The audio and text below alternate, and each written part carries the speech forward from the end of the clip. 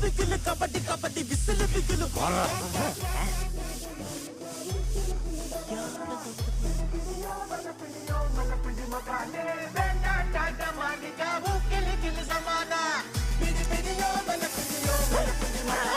boy ഇത് സാധാ scene boy ഇത് മാറ സീന് ഡോയ് പിടിയൂരാ നേരം ഗുമ ഗുമ ഗുമ ഗുമ ഗുമ ഗുമ ടോയ് ഇനി സോക്കാ നിക്കല ടോയ് ലോക്കറ്റ്